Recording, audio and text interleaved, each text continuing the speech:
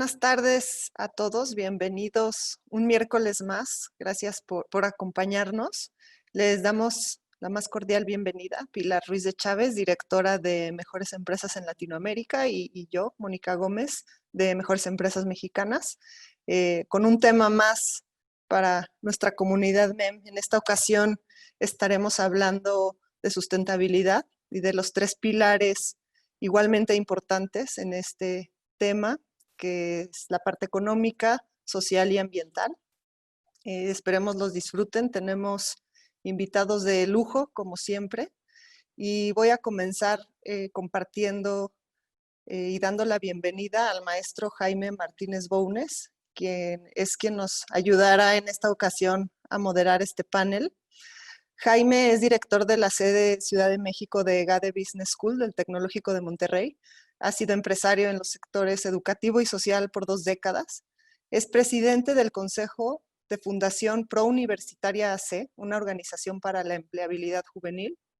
Es cofundador y colíder del programa Jóvenes de Excelencia Citibanamex, que ha enviado a más de 400 estudiantes universitarios de bajos recursos a cursar posgrados, y fundador de Jóvenes que Impactan, un programa sin fines de lucro que capacita en habilidades para el empleo a 280 jóvenes al año en 4 ciudades del país. En el pasado ha fundado escuelas y varios otros proyectos educativos, incluyendo profesionistas.org.mx, el sitio web sobre empleabilidad juvenil con el mayor tráfico en lengua hispana, y numerosas encuestas y estudios nacionales sobre competencias laborales y empleabilidad de los mexicanos, como la Encuesta Nacional de Competencias SIDAC. Jaime es invitado frecuente en medios y foros nacionales e internacionales. Estudió la licenciatura de Ciencia Política en el ITAM. Posee un MBA por la Duke University y cuenta con certificaciones en educación continua por la Universidad de California en San Diego y Berkeley. Sin más, los dejo con Jaime. Muchas gracias, como siempre, Jaime. Gracias, Mónica. Qué amable.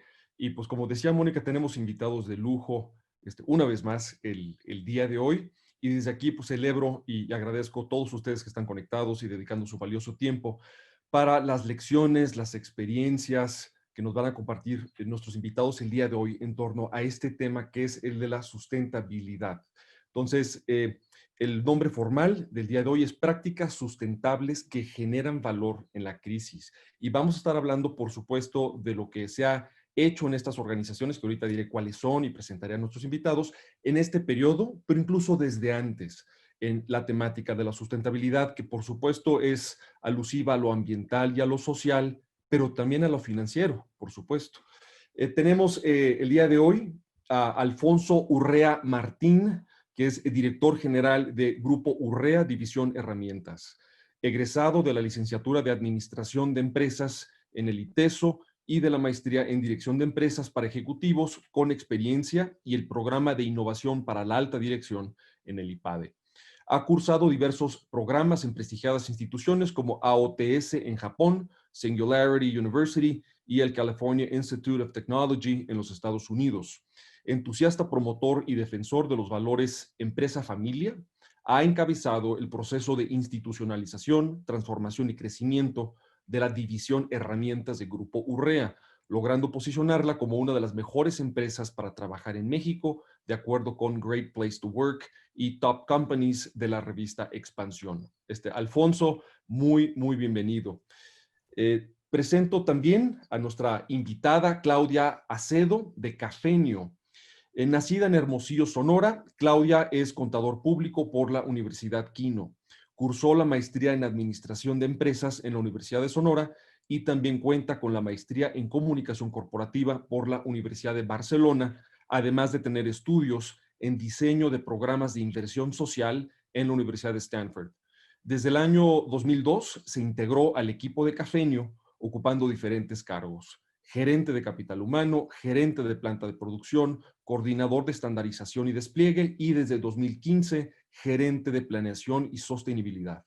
En 2016, Claudia fue reconocida como una de las 40 mujeres líderes de la responsabilidad social en México por parte del CEMEFI, y en 2019 fue nominada por The Global School for Social Leaders, organización educativa con sede en Viena, para recibir el Latin America Social Leaders Award en colaboración con 1 Million Startups, The Ban Ki-moon Center for Global Citizens, Humanist World Foundation y el Grupo de Investigación, Análisis y Opinión.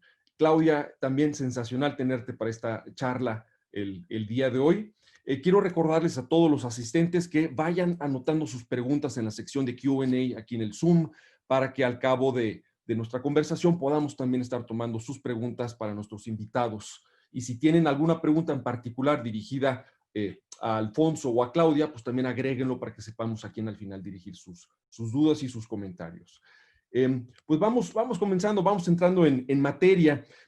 Quisiera preguntarles a ambos, comenzamos con Urrea, con Alfonso, y nos pasamos después con Fenio, si nos pudieran compartir en esta etapa desafiante del COVID, pero incluso desde antes, ¿cuáles dirían que son las estrategias que más les han funcionado a ustedes desde su experiencia para asegurar la sostenibilidad de sus empresas en lo financiero, en lo social o en lo ambiental? Entonces, comenzamos contigo, Alfonso. Hola, Jaime, muy buenas tardes y muy buenas tardes a todos. Sí, con mucho gusto. Yo creo que entrar a una crisis, y más en México, un país acostumbrado a las crisis, tanto a las que nos provocamos nosotros como a las que nos llegan de afuera, no puedes empezar a la sustentabilidad el día que empezó la crisis. Tienes que siempre estar preparado para enfrentar una crisis y más si estás en una empresa como Grupo Urrea, en donde siempre pensamos hacia adelante. Es decir, nosotros recibimos un legado que tenemos que entregar de mejor forma a la siguiente generación. No entramos para salir y vender la empresa, ¿no? Crecerla y salir. O sea, no somos un fondo o unos inversionistas que piensen así. Entonces, la sustentabilidad siempre ha estado en nuestra empresa, en nuestro radar, en nuestro actuar diario. Hacemos muchas estrategias que de corto plazo dirías, es que ¿para qué las haces? Pero todas van encaminadas con ese fondo de que necesitamos tener sustentabilidad hacia futuro. Y mi abuelo nos decía constantemente un dicho que es, todavía no como nuestra Biblia, que es, las empresas tienen que generar utilidades para cumplir con sus obligaciones con sus colaboradores, sus clientes, sus proveedores, la comunidad, el medio ambiente y el gobierno, obviamente, el pago de los impuestos, y para asegurar su permanencia. Entonces, ese tipo de filosofía, digamos, que tenemos en el grupo, nos hizo desde hace mucho tiempo mantener ese equilibrio, así como lo dice esta Biblia de mi abuelo, el equilibrio entre la sustentabilidad social, la sustentabilidad económica y la sustentabilidad ecológica, han guiado muchas de nuestras decisiones en el día a día. Entonces, ¿cómo le llegamos económicamente a esta crisis? Afortunadamente muy bien. Habíamos estado con una muy buena política de reinversión, veníamos creciendo en maquinaria, en equipos, en tecnología, en automatizaciones, en nuevas líneas de producción. Sin embargo, cuando vemos que viene un cambio de gobierno, hacia un gobierno populista, con muchas ideas retrógradas y de riesgo que nos iban a llevar a mayores riesgos, nosotros mismos, el mismo equipo directivo y nuestro propio consejo de administración, decidimos bajarle un poco a ese ritmo de inversión. ¿Para qué? Para llegar exactamente como llegamos a la crisis, con un poquito más de flujo, un poco más de caja, en pocas palabras, con más gasolina en el coche, por si el coche se atoraba. Podríamos decir que le atinamos, o podríamos decir que fuimos precavidos, o podríamos decir que verdaderamente lo que pensamos es, no en el siguiente año, sino siempre pensamos que esto va a pasar. Y bueno, esperemos que los mexicanos seamos muy inteligentes y los que tomaron la mala decisión de escoger un gobierno retrógrada, ahora puedan tomar una decisión hacia futuro de que esto va a pasar y por lo tanto cambiemos de gobierno, ¿no? Y volvamos a entrar a los ritmos de crecimiento que traíamos antes, cumpliendo con este equilibrio entre la economía, la sociedad y lo ecológico, ¿no?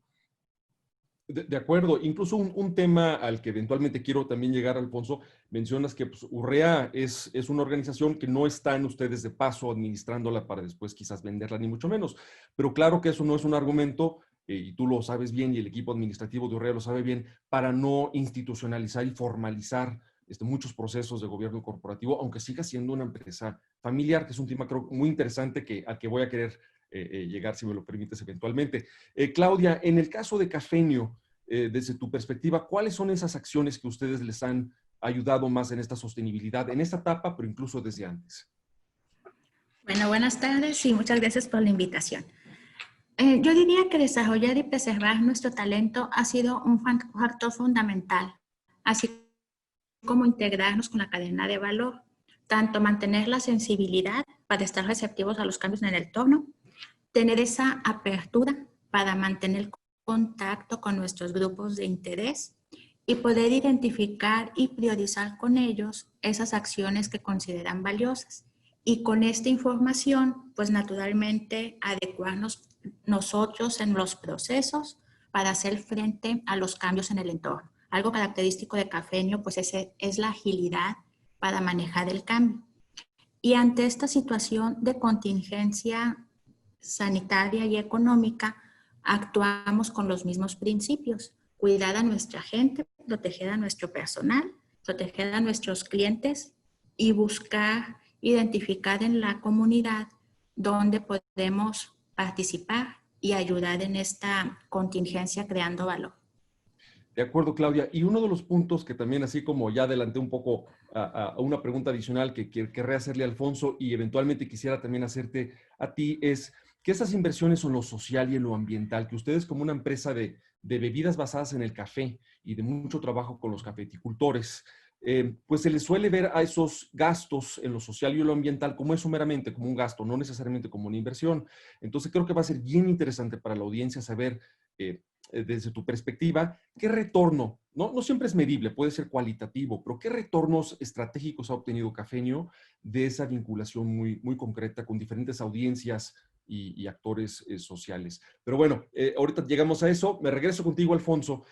Aquí en EGADE Business School, como una escuela de alta dirección, nos interesan particularmente dos ejes y me encantaría si pudieras compartirnos un poco sobre estos dos temas que voy a mencionar. Uno de ellos es el rol del gobierno corporativo y los consejos de administración, ¿no? Que pueden ser una profunda y potente palanca en la profesionalización de las empresas, así sean familiares, y particularmente para luego los relevos generacionales, ¿no?, que se viven en las organizaciones. Entonces, por un lado, ese tema, gobierno corporativo, diagonal, consejos de administración, y por el otro lado, el tema de la tecnología, que no sé hasta qué punto. Yo sé que Urrea ha hecho inversiones desde muy tiempo atrás sobre sus capacidades y robotización, por ejemplo. Entonces, en estos dos temas, Alfonso, ¿qué nos pudieras platicar de las estrategias que ustedes han venido desplegando?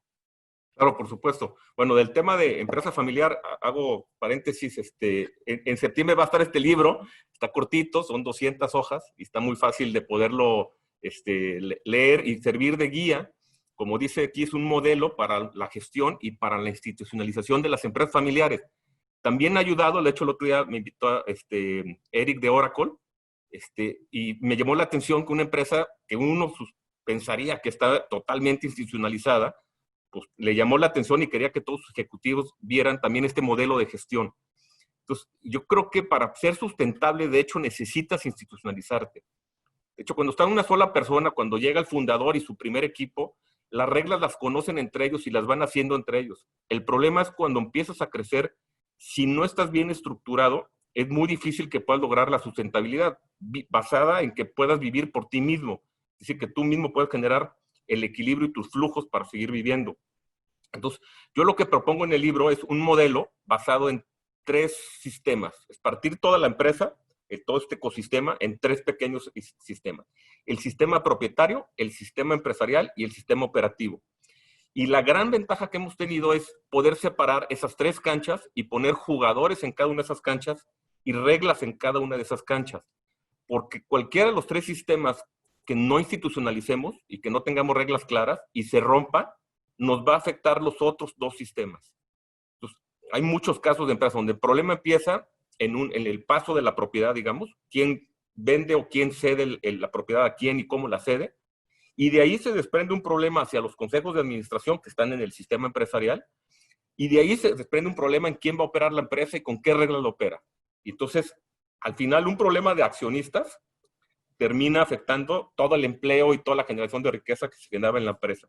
Y viceversa. Obviamente puedes tener muy claro quiénes pueden ser los propietarios, cuál es el valor de las acciones, los fideicomisos, los tagalón, los dragalón, todo eso lo puedes tener muy claro, pero si en la operación no tienes controles, no tienes sistemas, no tienes un buen organigrama, proyectos, objetivos y todo el sistema de comités para controlar cada una de las iniciativas, en nuestra empresa le llamamos las capacidades organizacionales, para implementarlas y mejorar cada año esas capacidades, pues finalmente ese problema en tu operación va a afectar a los propietarios. Y el corazón del negocio pues, es la parte estratégica, es el sistema estratégico. Si decide una mala estratégica, supongamos, una mala estrategia puede ser arriesgarte de más en épocas de COVID, ¿no? O no trabajar para una de las estrategias que logramos hacer es asegurarnos de que pudiéramos mantenernos activos, operando durante las etapas en donde primero se clausuró la actividad económica que no fueran esenciales y posteriormente en el estado de Jalisco el gobierno estatal iba a apretar un botón si se logran dos indicadores, y lo que tuvimos que meternos a hacer finalmente es a cómo convencer al gobernador de que la decisión del cierre total iba a afectar mucho más a la economía y no iba a ayudar al COVID, sino teníamos que tomar decisiones mucho más inteligentes, que es qué sí puedo mantener abierto y que son las empresas, las organizaciones que sí han cuidado que no surjan brotes dentro de esas organizaciones y cerrar en donde realmente estaban generando los contagios. Entonces, esto es en la parte, digamos, institucional. Si una de esas tres que no funcione bien, que no hagas bien tu trabajo y la empresa no puede funcionar de forma sustentable hacia el futuro. En la parte de la tecnología, afortunadamente también todo el equipo de tecnología había venido trabajando junto con, somos una compañía, aunque tenemos 113 años de vida, somos una compañía muy joven. Si tú entras a nuestras instalaciones vas a ver generalmente personas jóvenes, todas con muchísima capacidad, mucha pasión, que son parte de nuestros valores, y también muy tecnológicos. O sea, una persona poco tecnológica difícilmente tiene éxito en Urrea. Entonces, aquí lo que hemos hecho es poco a poco nos hemos convertido ya en esta empresa que podía trabajar desde sus casas con flex time, con viernes, estábamos por implementar los viernes cortos, con cambios de horarios, etcétera.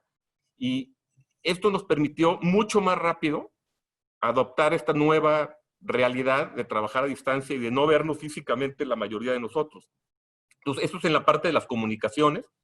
En la parte de las relaciones con clientes, con proveedores, con nuestros colaboradores, ya habíamos desarrollado una serie de portales, digamos, que nos ayudan a tener bien institucionalizadas todas estas relaciones, y eso también nos permitió mantenernos pues, recibiendo pedidos, recibiendo cobranza. Habíamos desarrollado, o estamos a medias de desarrollo de ciertas tecnologías como Urrea Móvil, que es que nuestros vendedores pueden hacer todo, su check-in y check-out de cuando van a recibir a un cliente, hacer sus pedidos, ver todo su información en el celular. Esto lo que nos obligó es hacerlo mucho más rápido, a salir mucho más rápido, a ser mucho más ágiles en estos desarrollos. Y ahora nuestros vendedores pueden prácticamente hacer visitas a clientes también virtuales, cosa que antes teníamos el paradigma de que eso sí tenía que ser siempre presencial. En el centro de distribución habíamos ya automatizado la parte del picking, del surtido rápido. Entonces también esto nos permitió, pues con mucho menos gente y menos riesgos para nuestra gente, que era lo prioritario, no tener contagios internos, poder funcionar y poder surtir los pedidos sin tener la necesidad de tener a toda la gente trabajando en la empresa. Durante más de 4 meses tuvimos a todos los vulnerables en sus casas y eso no nos afectó ni el nivel de producción ni el nivel de surtido. Y bueno, creo que toda esta tecnología finalmente lo que nos ha venido a ayudar hoy es a que el efecto de una crisis como esta, que era impensable, sí tenga obviamente un efecto en la compañía, pero no al grado de que te ponga en riesgo la sustentabilidad de nuestra empresa, ¿no? Entonces, veo que están varios de los colaboradores, directores y colaboradores en el chat, y a todos ellos aprovecho para realmente agradecerles que obviamente la tecnología sin ellos no somos nadie, y que sin ellos no hubiéramos salido adelante, y bueno, estamos muy agradecidos con la labor que han hecho todos ellos. De acuerdo. Alfonso, y te menciono que además ese libro tuyo, si nos lo permites, lo vamos a querer también estar presentando en EGADE y a todas las audiencias que tenemos ahí. Buenísimo. Programas, ¿no? De hecho, también este año lanzamos el caso de Urrea en el EGADE también. Exactamente, exactamente. Quisiera complementar esa visión y esa experiencia que nos estás compartiendo, Alfonso, con la de Cafenio. Claudia, también un poco en estos dos ejes, el de consejos de administración, el gobierno corporativo, donde sé que ustedes también han sido una empresa muy vanguardista, pero también el tema tecnológico. No sé si nos pudieras platicar alguna de estas historias muy interesantes que ustedes tienen en ambos frentes. Bueno, muchas gracias. Para Cafenio, la tecnología y la innovación es parte de nuestro ADN. y siempre la hemos buscado incorporar en la propuesta de valor. Te puedo platicar, por ejemplo, con punto de venta Café New Day, pues desde que nació el concepto, nació con mucha tecnología aplicada, teniendo muy claro que la propuesta de valor al cliente, pues es la rapidez en la atención. Y en ese sentido, Cafenio fue la primera empresa que sacó una aplicación que te permite pedir y pagar. Y esto, perdón, Claudia, como en el drive-thru, ¿no? Digamos. Sí, el Cafenio Daito en el noroeste del país, Sonora, Baja California, Sinaloa, Durango y Chihuahua. Entonces pides por la aplicación, haces el pago, llegas, tocas un timbre y te desocupas rapidísimo, ni sientes que hiciste la parada. O te puedo platicar también, pues con este concepto de tecnología que aplicamos, pues administramos el mantenimiento. Tenemos más de 77,000 equipos instalados en todo el país y estos equipos pues tienen tecnología que nos permite monitorear pues cómo están trabajando, si tienen agua, si son usados, si están fallando, y pues es parte de la tecnología que beneficia a nuestros colaboradores que administran mejor pues su tema laboral. Incluso, Claudia, si me permites, la pantalla donde tú puedes hacer tu solicitud en el drive-thru velocísimamente, Sí. le agregaron un dispositivo automático, ¿no? Si entiendo bien, que sanitiza después de cada uso la pantalla, ¿no? A ese grado. Así es, también pues con este tema de la contingencia, evaluando cómo tener una operación segura para nuestros colaboradores y clientes, pues buscamos esta opción con luz ultravioleta, que te permite en esa superficie de contacto, pues mantenerla sanitizada de acuerdo a las buenas prácticas. Y en la parte de gobierno corporativo, nosotros participamos pues en la enciclopedia MEM, con este caso de gobierno corporativo, donde la tercera generación de la empresa, nuestro director José Antonio Díaz, pues le tocó pasar de un consejo familiar a una estructura de consejo de administración que tiene sus comités, el comité de innovación, el comité de control interno y el comité de inteligencia de negocio. Y estamos pues cumpliendo con lo que son los lineamientos de buenas prácticas en cuanto a tener consejeros externos, consejeros parte interna y consejeros de familia que nos ayudan con su visión para ir fortaleciendo los procesos de empresa. El proceso de institucionalizar ambas empresas con ambas experiencias, digo, nos han ofrecido las ventajas y obviamente han platicado muy positivamente de haber tomado esa decisión desde tiempo atrás, como un proceso que se viene, pues que es permanente, ¿no? Pero platíquenme un poquito de cuál creen que fue el mayor reto, la mayor dificultad en ese proceso de institucionalizar sus organizaciones o profesionalizarlas, porque todos sabemos que no es sencillo. Entonces, no sé si en Cafenio haya alguna anécdota o alguna reflexión, Claudia, de algún reto importante y cómo lo sortearon en este sentido. Bueno, yo creo que en Cafenio el proceso de crecimiento se dio de una manera muy natural. De alguna manera, el ADN de la empresa de manejar el cambio está muy ligado a la visión y entendimiento que tiene la dirección para marcar la visión, el entendimiento de negocio para mantener la alineación y fortalecimiento de los procesos, y pues indudablemente que el liderazgo te ayuda a que se dé esa comprensión e integración de la estrategia a los temas operativos. Entonces, yo en lo personal lo que veo es que este proceso de madurar el gobierno corporativo en Cafenio se dio de una forma muy natural.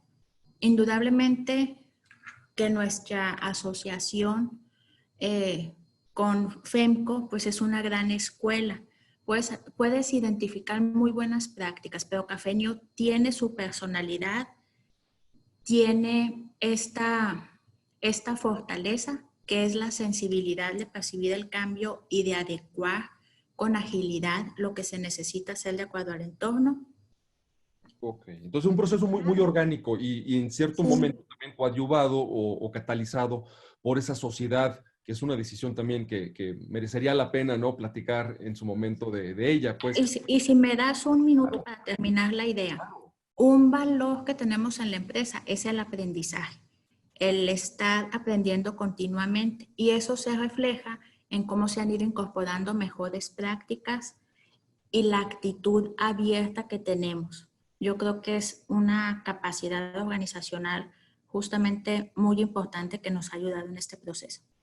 Sí, sí, y qué importante la transformación continua, la digital, pero la permanente, esa capacidad de aprendizaje permanente que deben tener las organizaciones. Alfonso, en el caso de Urrea, ¿algún reto, alguna dificultad, y alguna cicatriz que quieras compartir con la audiencia sobre este proceso que no es sencillo de estar siempre profesionalizando las organizaciones? Sí, claro, Jaime, encantado. Mira, yo creo que hay 4 grandes retos. El primer reto es que se logre la separación clara de los roles y que se respeten. ¿Qué roles? El ser familiar, el trabajar en la empresa y el ser accionista. Mientras se mantengan esos 3 roles separados completamente y no se confundan, no se mezclen, ya tenemos un gran reto logrado. Y ahí esa base es el cimiento de cualquier institucionalización. Aquí hay miles de ejemplos, ¿no? O sea, negativos. Si un accionista llega y le da instrucciones a un colaborador, a un director, contrarias al director general, pues ya perdiste la institucionalización, ¿no? Entonces ahí está la primera. La segunda es esta formación de los órganos de gobierno. Entonces es un gran reto porque cada uno de estos roles tiene que tener ese órgano de gobierno en donde puedan representar esos valores. A los familiares en el comité de familia, a los accionistas en la asamblea de accionistas y obviamente a la empresa en 2 órganos principales, que es el consejo de administración y en el comité de dirección junto con todos los comités que emanan del comité de dirección, que puede haber comités de control o comités de apoyo, como los que comentaba ahorita Claudia, ¿no? Los de control serían el comité fiscal, el comité de auditoría, el comité de prácticas societarias o de remuneraciones, etc. Aquí no venía preparado para esa parte, pero pongo nomás esta partecita, que es cómo nosotros evolucionamos desde 1940 en estos órganos de gobierno, y son distintos en los retos de sociedad de hermanos a sociedad de primos. Y vemos en la de primos cómo ya empiezan a haber estos comités en la parte de acá abajo, ¿no? Entonces, el órgano de gobierno se va adaptando a la realidad y a la evolución que tiene la empresa y que tiene la familia en su conjunto. El tercer punto es esta que comentaba hace rato de los 3 sistemas, cómo institucionalizarlos. Entonces, ahí vienen otra serie de crisis que sucede cuando cada uno de estos sistemas tienes que ponerte de acuerdo con toda la familia en cuáles van a ser las reglas para institucionalizarlos. Y como cada empresa es distinta y cada familia es distinta, y la mezcla si sale una solución distinta, lo apasionante de este mundo de las empresas familiares es cuál va a ser la nueva solución que a nosotros nos funciona, pero a nadie más. Entonces, lo que se trata de hacer es ver otros casos, como estos de Legade, para ver qué le funcionó a otras familias para adaptarlo a la mía, ¿no? Como un patrón, cuando haces después una camisa, en lugar de partir de cero, partes de un patrón que te puede ayudar viendo qué funcionó y qué no. Y por último, la crisis más grande que se genera en todas las empresas se genera cuando hay relevos en la sucesión. Entonces, institucionalizar y planear con tiempo las sucesiones en los 3 sistemas es otro punto clave. Si tú lo haces, la mayoría de las empresas familiares trabajan, si es que trabajan en la parte de la sucesión, ¿quién va a suceder? ¿Quién va a ser el nuevo director general? O sea, esa sucesión operativa. Pero olvidamos casi por completo quiénes van a ser los próximos consejeros y qué tan preparados van a ser. ¿Quién va a ser el siguiente presidente del consejo? ¿Qué requisitos tiene? ¿Qué tipo de consejo quiero, no? ¿Quiero un consejo de control? ¿Quiero un consejo de información? ¿Quiero un consejo decisivo? Pues necesito un tipo de consejeros y de presidente de consejo diferente y un tipo de consejo distinto. Quizás, si ya vamos a tomar decisiones, vamos a controlar, necesitamos tener comités desde el consejo, no solo que emanan del director general y del comité de dirección, sino que emanan del consejo.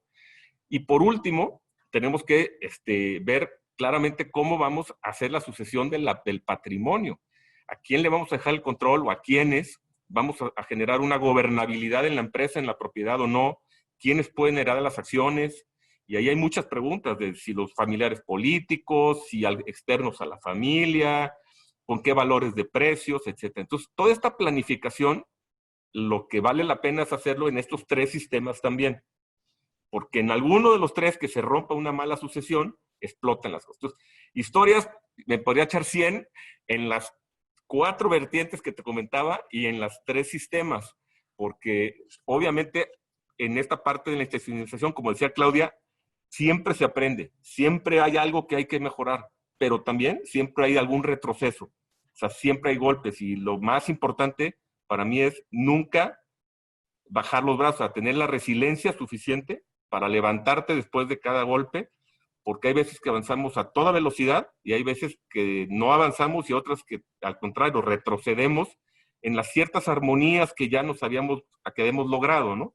Como lo que sucede en cualquier equipo, digamos en la operación, un equipo directivo que ya está muy maduro, que está bien formado, que está trabajando todos en sintonía, que se saben escuchar, que se saben comunicar, que saben retroalimentarse, que trabajan no nomás en colaboración, sino en coordinación, que es cuando mejores resultados logramos, pero de repente uno de esos miembros o sale, o entra uno nuevo, o cambia su actitud, en 1000 cosas pueden pasar, y vemos cómo el equipo deja de funcionar de la forma que venía funcionando, ¿no? Entonces, siempre suceden este tipo de movimientos, por eso el tema de institucionalizar una empresa familiar es un tema de todos los días. El que se duerme en sus laureles, ese día se acaba su reinado, ¿no? Exacto. Oye, Alfonso, y hablando de los sistemas y las vertientes que nos compartías, a mí me parece muy llamativo cómo Urrea ha decidido continuamente apostarle a un esquema y un sistema de distribuidores, ¿no? Y eso es particularmente llamativo en una época actual, ¿no? De comercio en línea, ¿no? Y de cierre, ¿no? De muchos puntos físicos. Entonces, no sé si nos pudieras platicar un poco antes de pasarnos a otros temas, un poco la evolución de esa relación con sus distribuidores y cómo particularmente ahorita creo que han tomado acciones adicionales y especiales durante la pandemia. Entonces, no sé si pudieras compartirnos sobre ese punto en particular. Así es, yo creo que de 15 años para acá, lo que más hemos trabajado es en institucionalizar estas relaciones con los distribuidores, o sea, que las reglas sean sumamente claras, que además estén en un portal en donde ellos vayan monitoreando todo, qué están comprando, cuándo lo están comprando, qué programa comercial tienen, qué descuentos tienen, cómo pueden lograr más descuentos, cómo pueden lograr bonos, y es abierto y transparente para todos. Entonces, yo de 15 años para atrás lo que me la pasaba era casi negociando con cada distribuidor cada pedido. Y obviamente eso tenía una serie de complejidades, porque obviamente los distribuidores pues esperaban hasta el último día para hacer pedidos al final, porque en los de ventas era el día que aflojaban, ¿no? El día que soltaban más descuentos para lograr la cuota y la meta. Hoy no, hoy realmente es un sistema que ellos saben cuáles son las reglas y cada trimestre cuánto pueden lograr de bono, cuánto tienen que comprar cada mes, cada día, y toda esa relación está completamente institucionalizada en la web. Entonces, hoy, en lugar de dedicarnos a negociar eso, lo que dijimos fue, oye, si nosotros traemos gasolina, traemos flujo por estas decisiones que comenté en el pasado, ¿cómo podemos ayudar a los distribuidores? Porque a nosotros nos van a faltar ventas. Una rama importante de nuestras ventas va a la industria, es decir, todas las compañías automotrices, las compañías petroleras, las minerías, todo este tipo de empresas usan nuestras herramientas para trabajar. Sabíamos que esas empresas iban a estar hasta cerradas, inclusive. Entonces iban a dejar de consumir herramientas. Nuestra idea fue, oye, si a nosotros ahorita, digo, que la palabra sobra es medio, pero si tenemos flujo y ellos lo que van a necesitar es flujo, pero van a tener ventas hacia otro sector y obviamente ellos distribuyen nuestros productos y los de otros miles de competidores más, ¿cómo le hacemos para que ellos obtengan lo que necesitan, que es flujo, y nosotros obtengamos lo que necesitamos, que son más ventas? Entonces hicimos negociaciones puntuales con cada uno de, a ver, ¿qué productos que no me compras hoy, que se lo compras a alguien más, me los puedes comprar a mí? Y qué plazo te puedo dar adicional al plazo que normalmente te doy para generarte esa ayuda de flujo. Y como ese tipo de negociaciones nos fuimos pues, prácticamente con todo nuestro entorno, con accionistas, con el mismo tema de los dividendos, con los proveedores. Igual, oye, si necesitas flujo, ¿qué descuento me puedes dar si te pago anticipadamente? Vi hace ratito que estaba Guillermo Sandoval, el director de operaciones, y él también metió una muy buena estrategia que fue, oye, se te devaluó la moneda y yo tengo que subir los precios, pero tú me vendes en dólares y hoy tú tienes un costo menor. ¿Qué descuento me puedes dar sobre esas compras? Unas con las que ya te compré y otras sobre los precios a futuro con los proveedores, y a lo mejor te puedo pagar un poco antes de lo que tú ibas a recibir el dinero mío. Y así nos fuimos con cada uno de los grupos, quedó muy claro cuáles eran las estrategias COVID, digamos, que cada área tenía que desarrollar, 2 o 3 cada una, y eso lo hicimos al principio de que empezó esto, y obviamente muchas de ellas ya nos dieron un muy buen resultado. Entonces creo que sí vale la pena preguntarse a veces eso, ¿no? ¿Qué tengo yo que mi otra parte requiere y qué tiene él que yo requiero, ¿no? Exacto, Alfonso. Y ahí es donde convergen pues, las acciones en defensa de la empresa, pero también esta sustentabilidad social, o sea, el lado social. Quisiera ahorita pasarme con Cafeño. Claudia, yo sé que Cafeño tiene muchos programas y muchas iniciativas durante y antes de la pandemia. Por un lado, su relación, así como Urrea tiene una relación muy sofisticada con sus distribuidores, ustedes también tienen una relación sofisticada con los productores de café que yo me imagino que en muchos casos no son necesariamente ni tan eficientes ni tan tecnologizados como lo es Cafeño. Entonces, en el lado de su relación con productores y con todas las audiencias que tú has mencionado en tus comentarios, ¿qué nos podrías compartir sobre esta sustentabilidad en lo social y cómo eso le ha traído beneficios a la empresa? Bueno, hablar de responsabilidad social quizás sea más fácil que actuar en consecuencia. El tema social necesitamos darnos cuenta que una empresa no puede subsistir si no crea valor para todos los grupos de interés. Es muy importante tener esto en mente. No se trata solo de generar productos de calidad y empleo digno, sino asumir nuestra responsabilidad como un tema estratégico de crear mercado y contribuir a la construcción de ciudadanía. Cuando comentas qué estamos haciendo con los grupos de interés, pues básicamente una de las acciones que adoptamos con este tema de la contingencia sanitaria, después de que cuidamos a nuestra gente, que tomamos medidas de protección con los clientes, vimos en la comunidad qué podíamos hacer. Y si me permites, me gustaría compartir pantalla brevemente para presentar un sitio donde pueden encontrar la información de estas acciones que hicimos apoyando a nuestra comunidad. El sitio se llama cadagranocuenta.mx y nosotros de entrada decidimos apoyar al personal médico porque la salud es un tema universal, es un tema que nos interesa a todos, en lo que es adquisición de equipo de protección para ellos.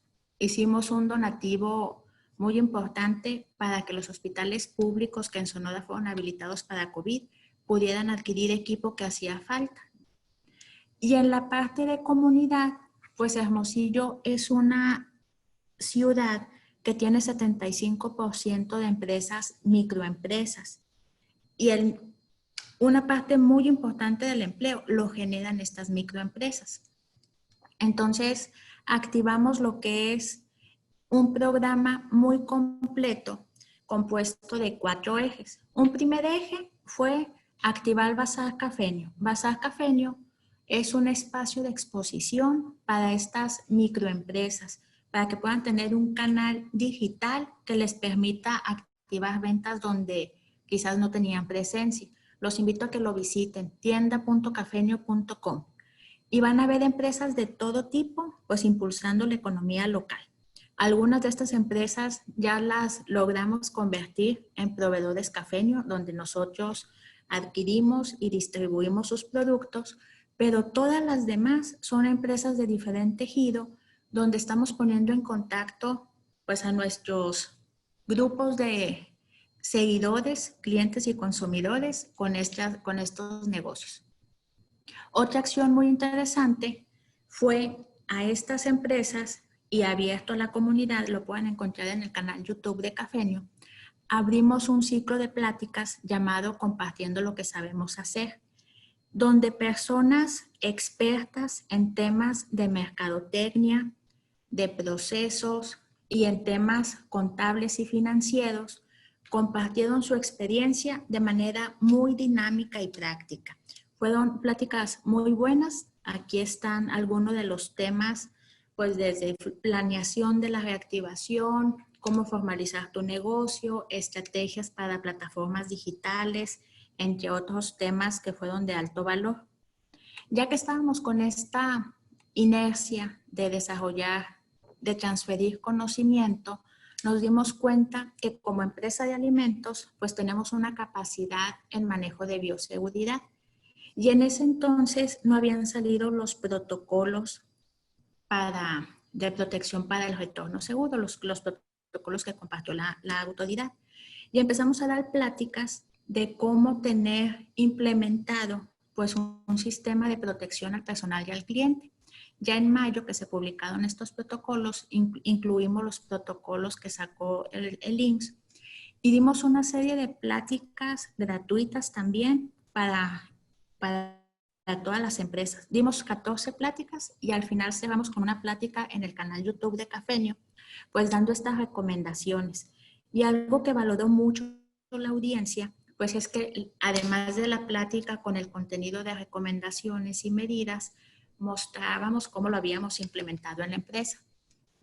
Y por último, pues este ciclo de apoyo a la reactivación económica lo cerramos con un tema de voluntariado profesional. Y aquí el microempresario, después de esta serie de pláticas, identificó áreas de oportunidad que necesitaba de manera prioritaria fortalecer.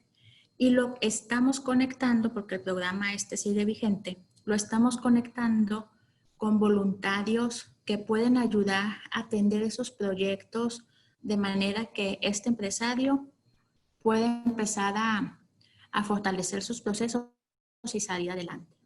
Dentro de este ciclo donde interactuamos con muchas personas, nos dimos cuenta que además del tema de proteger a su personal y a su cliente, necesitábamos trabajar la educación a la comunidad. Este virus es un virus que llegó para quedarse. Tenemos que hacernos a la idea de que necesitamos aprender a vivir, convivir y trabajar con él. Y estamos lanzando una campaña muy interesante porque es un tema de educación a la comunidad relacionado con valores. Y si me dejas extenderme un poquito más, quiero platicar el modelo. La campaña de educación a la comunidad está basada en el modelo 70-20-10, donde 10% es el mensaje, es el contenido, 20% es esa retroalimentación que recibimos y 70% es la parte vivencial, la parte de la experiencia. Ahora nos toca, es una campaña que lleva el mensaje a la reflexión personal. El virus no se va a acabar por decreto, no se va a acabar porque llegue un determinado mes. El virus lo vamos a controlar en la medida que cada uno de nosotros tomemos conciencia y actuemos con responsabilidad en el uso y adopción de las prácticas que necesitamos. En ese sentido, los mensajes de Ahora Nos Toca pues están hablando como otras campañas del uso de cubrebocas, el lavado frecuente de manos, etc. Pero el componente muy interesante, dado que esta campaña va para toda la comunidad, porque todos somos parte de la solución. Esta campaña contiene convocatorias y en estas convocatorias invitamos a la comunidad para que pueda participar en diferentes experiencias. Por una parte, tenemos las historias. Cuéntanos la historia de cómo te estás adaptando, cómo estás saliendo adelante de manera escrita, con ilustraciones o a través de un cortometraje. En septiembre estamos por lanzar actividades con las escuelas. Y en las escuelas primaria, secundaria, preparatoria y universidad vamos a sacar el concurso de dibujo, de canción y de cuento. Y es la misma dinámica. Cuéntanos desde tus ojos, que son pues diferentes personalidades, diferentes rangos de edad y de entorno, pero todos nos estamos adaptando. Y una actividad vivencial que estamos muy emocionados y próximamente espero compartirles fotografías, es la creación de un mural de tapitas. Y este mural de tapitas les quiero compartir, que es un ejemplo súper interesante de cómo se vive esta dinámica de valores.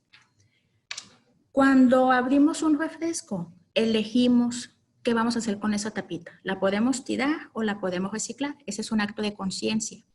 Esa tapita, si elegimos que la vamos a reciclar, pues hay un tema de responsabilidad de que otra persona la va a usar y debemos facilitarle que pueda ser productivo. Entonces hacemos la separación por colores y la entregamos sanitizada.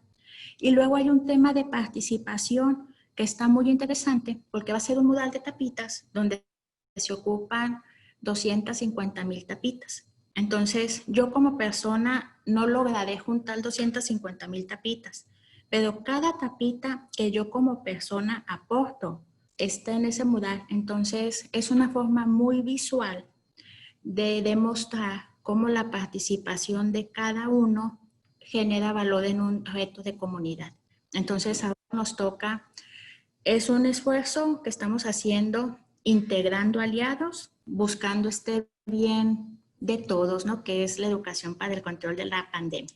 Y lo rico de una experiencia tan variada en la acción comunitaria de ustedes en Cafeño, pues es que estoy seguro que está también generando o reverberando en la audiencia y también pues generando ideas de cosas que pueden hacer otras empresas en otros sectores. Fantástico. Alfonso, sé que en el lado de Urrea también ustedes han hecho inversiones en el tema, particularmente el ambiental. Creo que por ahí, creo que incluso han invertido en una planta de tratamiento de aguas. No sé si nos pudieras contar de eso y hablarnos de nuevo del retorno, los beneficios que ustedes han percibido de ese tipo de acciones de sustentabilidad. Sí, claro. Bueno, de entrada la parte, digamos, energética, obviamente es mucho más económico generar tu propia energía, inclusive comprar energía a productores de energía limpia que a CFE, ¿no? Que nuestra empresa de gobierno, que además es la que más contamina y que ahorita se nos ha puesto todo de cabeza también con todas las políticas del gobierno que va en contra, de hecho, de toda la tendencia mundial. Pero nosotros tenemos dos tipos una es la comprada, otra es nuestros propios paneles solares, y la tercera, que puede ser que ha sido la más interesante, es nosotros tenemos unas microturbinas que adicionalmente a generar la energía, lo que nos ahorró fue tener calentadores de una caldera para tener agua caliente y las tinas calientes para la cromadora. Entonces, ahí es cuando matas el ciclo. O sea, mucha gente cree que la inversión en ecología es simplemente invierto en algo que simplemente me va a hacer que ya no contamine. Y creo que la forma que tenemos que ver ahora es una economía circular, es cómo además de no contaminar, cómo obtengo un retorno por otro lado. El otro ejemplo, Jaime, es el que tú decías de la planta tratadora de agua. En el pasado tratábamos el agua y el agua posterior a ser tratada regresaba a los canales o los ductos pluviales de aguas nacionales. Hoy ya estamos a punto de concluir un proyecto que esta agua va a usarse para nuestros mismos procesos de producción, estarse reciclando. Y por lo tanto ya no nos va a costar el agua que hoy tomamos, que vienen de los ductos pluviales o de los ductos de nuestros pozos, porque no tenemos ductos del CIAPA en el Salto.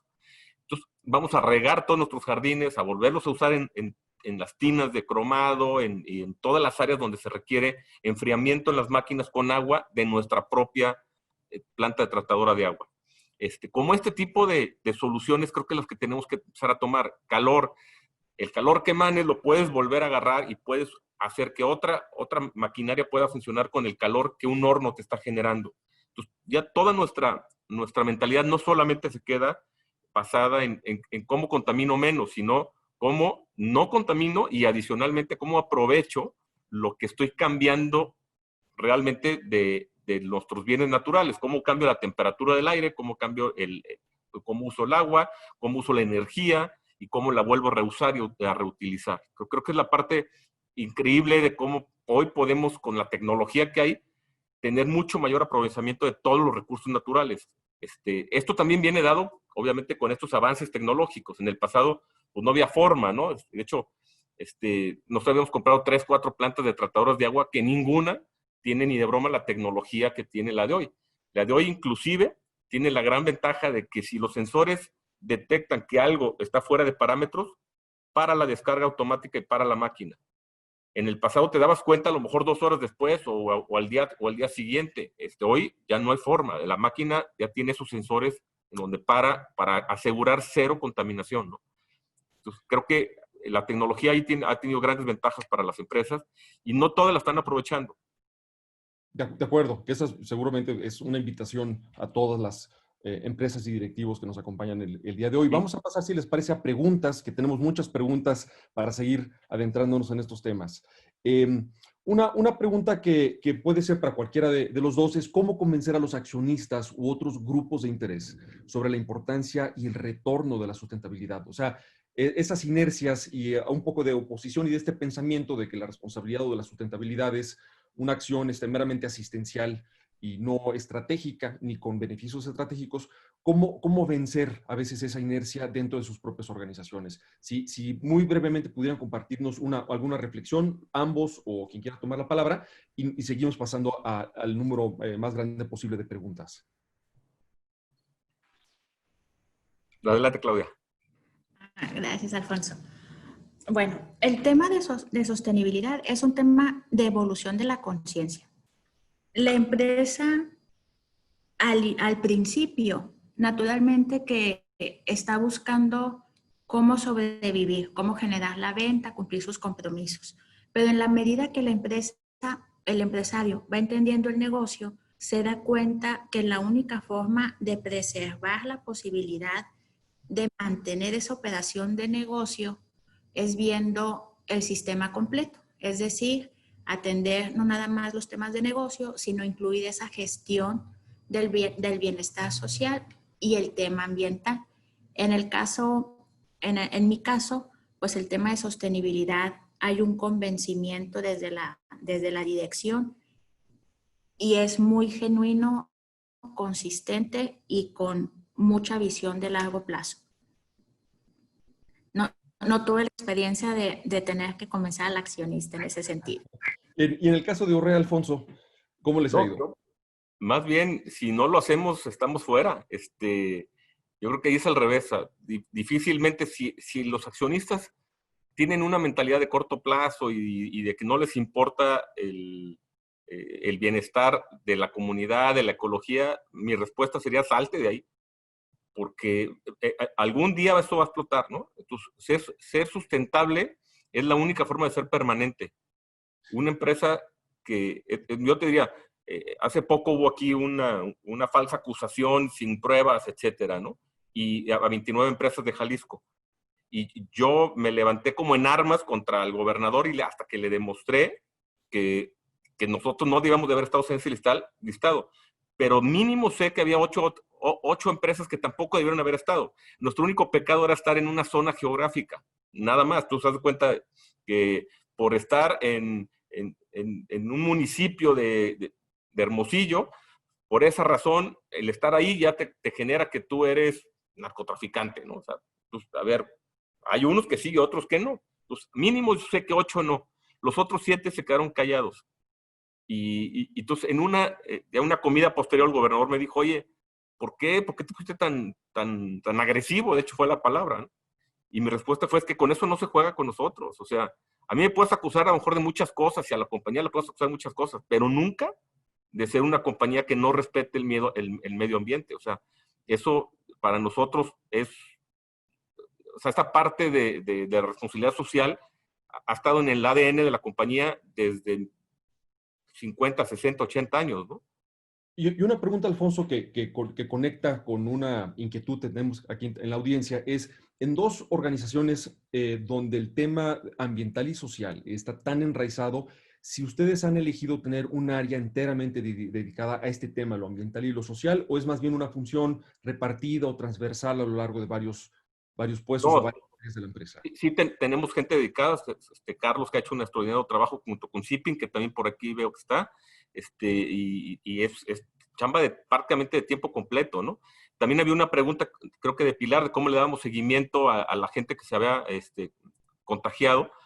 Mira, afortunadamente yo fui de los primeros contagiados a principios de marzo, y entonces luego supimos cuáles eran los síntomas, y adicionalmente tuvimos una conferencia con un gerente de planta de Jabil, que tiene a su cargo plantas en China, en Brasil y en Estados Unidos. Pues antes, ellos ya habían tenido la experiencia.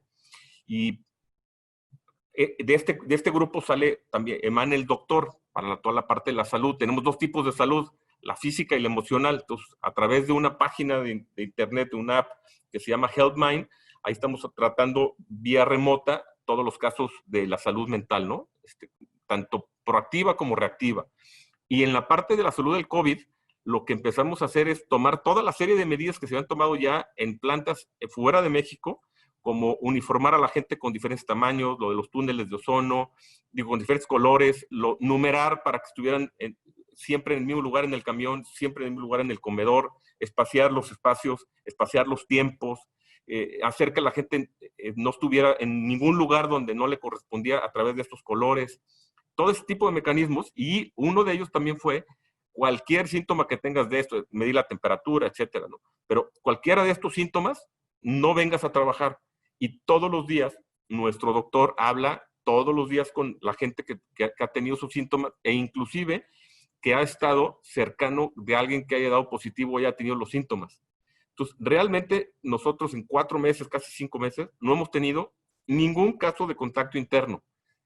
Todos los casos que hemos tenido de contagios han sido contagios dentro de su esfera de su casa o de sus amigos o fuera del negocio. Y haber tenido todo esto documentado fue lo que realmente convenció a la Mesa de Salud del Estado de Jalisco de que en las empresas no se estaba generando el contagio. Les pasé los archivos de 4 meses de todos los casos. Dije, no hay un solo caso en donde he dicho, en el área de empaque se generó 3 contagiados, en el área de producción, ninguno.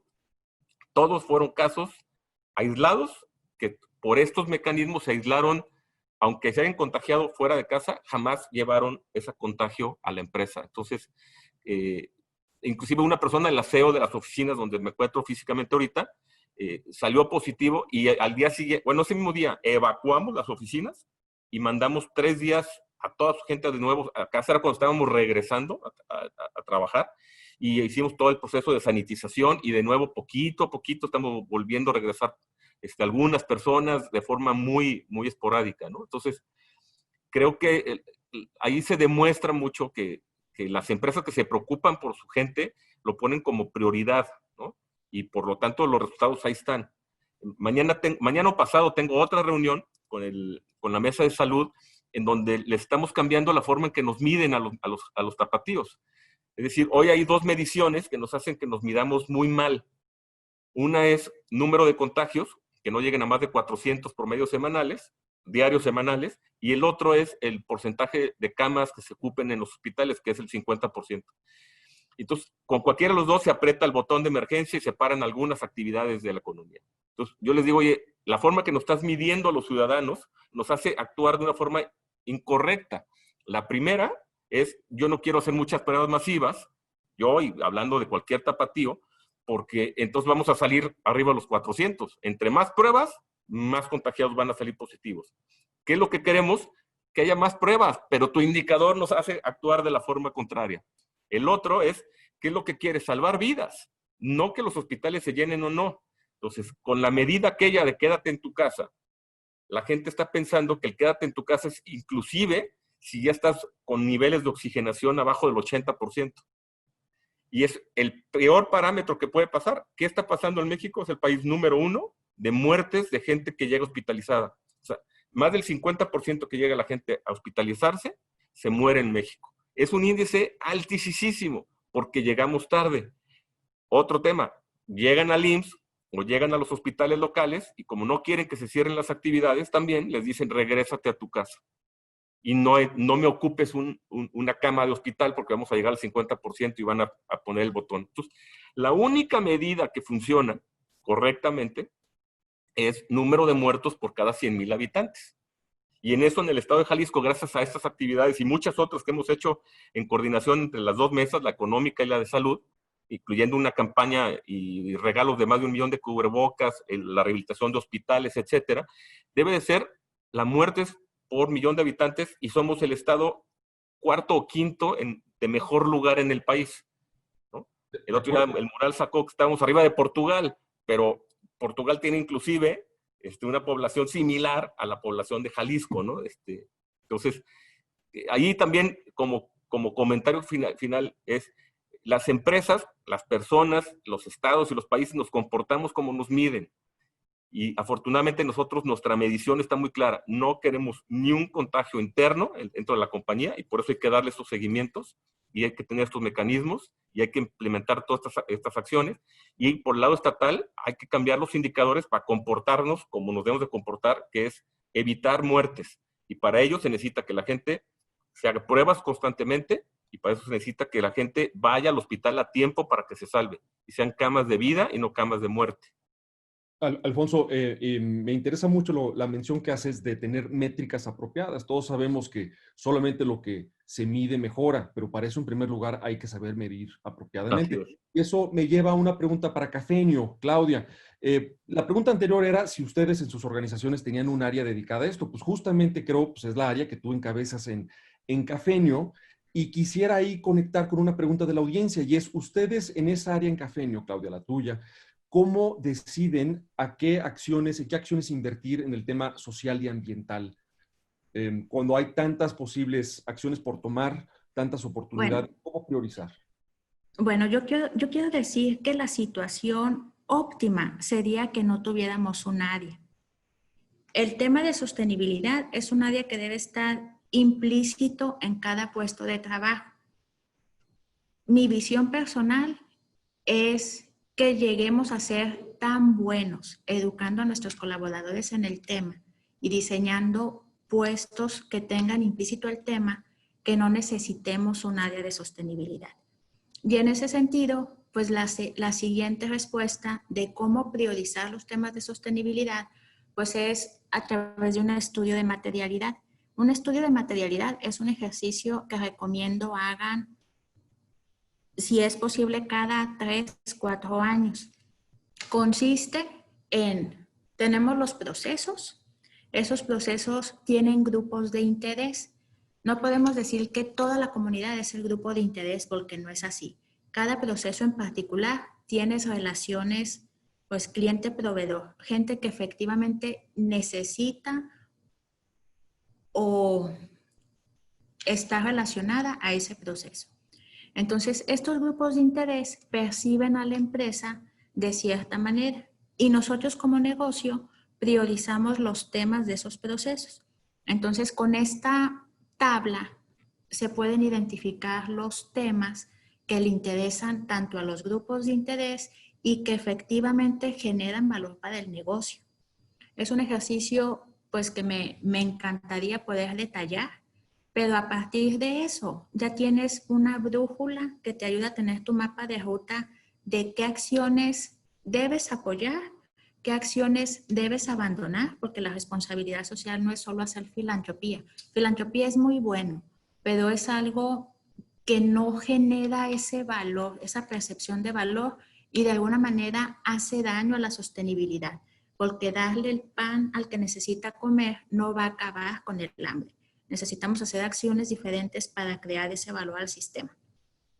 Entonces sería esa la sugerencia. ¿Qué impactos generan los procesos y qué temas de negocio necesitamos atender para mitigar esos impactos? De acuerdo, y me permitiría agregar también, Claudia, que las acciones de sustentabilidad ambiental y social sirven no solamente para aumentar la resiliencia también de la empresa y apoyar a todos los actores que intervienen en el contexto ecológico, por así decir, es decir, el entorno en el que se desarrolla la organización, sus proveedores, sus distribuidores, sus empleados, etcétera, sino que también son como un combustible, una gasolina para la innovación. El famoso pensamiento de diseño, design thinking, es estar probando la situación, necesidades, inquietudes de todos tus stakeholders, tus diferentes audiencias, tomar esa información para generar una innovación permanente y constante en las organizaciones. Pues miren, ya nos excedimos un poco de la hora que teníamos programada para la charla del día de hoy. Este material da para muchas sesiones más. Celebro y aprecio la presencia de ambos, Alfonso Urrea, del Grupo Urrea, División Herramientas, Claudio Acedo, de Cafenio, este jugador regional tan importante en el tema de bebidas basadas en café. Y cerrar con pues, un mensaje que nos quiera compartir quizás alguien del equipo de Mejores Empresas Mexicanas. Pilar, creo que te conectaste. Gracias, Jaime. En realidad, más que dar un mensaje yo, quisiera pedirle a Foy y a Clau si pudieran concluir dando una guía rápida para todas las empresas MEM de por dónde comenzar con todo este tema de la sustentabilidad en sus 3 ejes, aunque un poco la pregunta fue en temas ambientales y de responsabilidad social, pero me gustaría en los 3 ejes, por favor. Bueno, yo rápidamente insisto en el tema del estudio de materialidad. Un estudio de materialidad es como para hacer un producto, hacemos una investigación de mercado y conocemos las tendencias, gustos y hábitos. Entonces, en un estudio de materialidad, uno adquiere la visibilidad de cómo los impactos que genera el negocio generan esa percepción en los grupos de interés. Y con esta información es muy sencillo identificar dónde da valor la empresa, dónde puedes participar de manera que ese valor se multiplique. Y en qué temas no necesariamente es requerida la participación de la empresa. No se trata de que tengamos una estrategia donde fuertemente apoyemos los 5 ámbitos que CEMEFI evalúa para el tema de responsabilidad social. Se trata de crear valor en los temas que los grupos de interés perciben que la empresa debe participar, y a través de ese valor y de la educación a la comunidad es como se multiplica el impacto y se crean las condiciones que aseguran la sostenibilidad. Gracias, Claudia. Y en el caso, Alfonso, de Urrea, ¿por dónde comenzar? Gracias, Pilar, y gracias, Jaime. Yo creo que con la cultura. O sea, cuando tú generas una mística finalmente de que lo que importa es ser una compañía socialmente responsable en todos los ámbitos, inclusive, por ejemplo, en tus productos tienen que ser productos que ayuden a la comunidad a ser mejor, ¿no? En nuestros casos, siempre decimos que nuestro lema es que la herramienta sea más simple, más rápida y más segura. Nuestros procesos y nuestros productos que vendamos. Y el más seguro significa precisamente el que necesita generar un buen impacto a la comunidad, no solamente en la parte ecológica, no solo en la parte social, sino que realmente quien la usa no tenga un accidente o tenga mucho menor riesgo de accidente, etc. Yo creo que este concepto tiene que llevarse mucho más allá y el dónde empezar, pues es, para mí, si no está en la cultura de los 3 sistemas, repitiendo, del patrimonial, del empresarial y del operativo, si alguno de los 3 no cree en la sustentabilidad, no cree en la permanencia de las empresas y su objetivo es otro, o sea, en pocas palabras, está desalineado, si su objetivo solamente es económico, si su objetivo es solamente transaccional y tener una empresa para el sexenio o tener una empresa para una obra o nada más, va a ser muy difícil que el operativo que está enamorado de la sustentabilidad, que él sí crea en ello, pueda convencer a sus jefes de que piensen distinto. Y creo que esto no es un tema de que venga la autoridad y nos diga estás bien o estás mal, sino realmente nosotros como empresarios, como colaboradores de las empresas, como propietarios de las empresas y en nuestras propias casas, tenemos que adoptar el tema de que este mundo nos lo entregaron para entregarlo mejor a la siguiente generación. Y que toda la gente que sean los shareholders de nuestra empresa, nuestros clientes, nuestros proveedores, quienes usan nuestros productos o quienes los consumen, como en el caso de Cafenio, tienen que tener algo mejor por haberlo usado y por haberlo consumido en el futuro que si no. De lo contrario, podrás no contaminar nada, pero si matas a la gente porque se toma veneno, o lo que vendes es algo que le va a hacer cáncer a futuro, pues algo que deberías de dejar de vender como compañía, ¿no? Entonces, mi mensaje final es, hay que empezar en las mentes de cada uno, en los 3 sistemas, que todos estén alineados, para que a la larga la permanencia de la compañía no esté en riesgo si no se cumple con la sustentabilidad. Y justo el tema que mencionas, Foy, sobre la sustentabilidad, pues ya incluso se platica de un nuevo paradigma, un benchmark incluso más elevado, que es el término de la regeneratividad. Es decir, justo lo que tú comentabas, dejar las cosas mejor que como las encontramos. Un principio con el que todos comulgamos quizás en lo individual, pero que es la siguiente frontera en esto de la sustentabilidad en las empresas. Pues con esa reflexión, pues cerramos. Y la economía circular que decíamos, ¿no? O sea, cómo todo lo podemos circular, ¿no? También el equipo de manufactura está ahorita todo el tiempo pensando en cada desperdicio, cómo lo volvemos a usar, ¿no? O sea, cómo volvemos a usar, nosotros inyectamos plástico, cómo volvemos a usar ese plástico reciclado y cómo mezclamos cada vez más reciclados, menos materia primera. De hecho, compramos casi todo reciclado y lo volvemos a reciclar, etcétera. Entonces, ese tipo de pensamiento creo que es el que estas nuevas generaciones tenemos que adoptar. En el pasado era muy complicado que se pensara así, pero hoy es una obligación de todos nosotros, ¿no? Así es, ¿no? Pues con eso cerramos. Muchísimas gracias a nuestros invitados.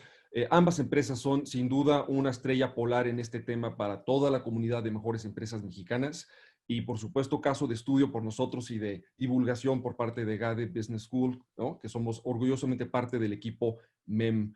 Pues muchas gracias a todos los asistentes, gracias por sus preguntas y nos vemos muy pronto para otra sesión de reflexión en estos temas tan importantes en la actualidad. Muy buena tarde y que estén muy bien. Gracias, buenas tardes a todos. tardes. Gracias. Nos vemos el próximo miércoles.